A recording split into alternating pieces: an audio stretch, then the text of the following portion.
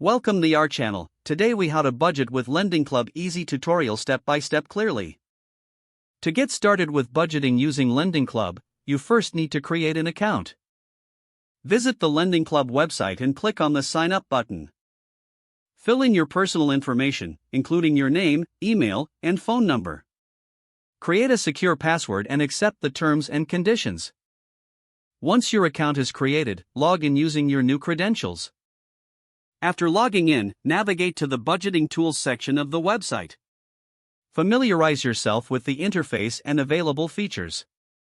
Begin by entering your monthly income into the designated field. Next, input your fixed expenses, such as rent, utilities, and insurance. Add variable expenses, like groceries and entertainment, to get a complete picture. Review your total income and expenses to see where you stand. LendingClub may suggest budget categories and goals based on your financial data. Utilize the automatic categorization feature to save time. Adjust the budget categories according to your personal spending habits. Set savings goals for emergencies or big purchases within the app. Monitor your progress through the tracking tools provided by LendingClub.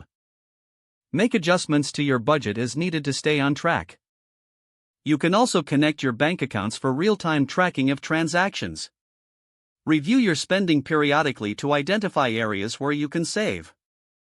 Consider using LendingClub's loan options to manage debt effectively if necessary. With discipline and the right tools, you can successfully manage your finances with LendingClub. If the page does not load, refresh the browser or try again in a private or incognito window. Make sure you are using the correct email address, then retype it carefully to avoid small typos. If your password is not accepted, use the reset option and create a new strong password you can remember. Check your spam folder for verification or security emails, then complete any requested confirmation steps.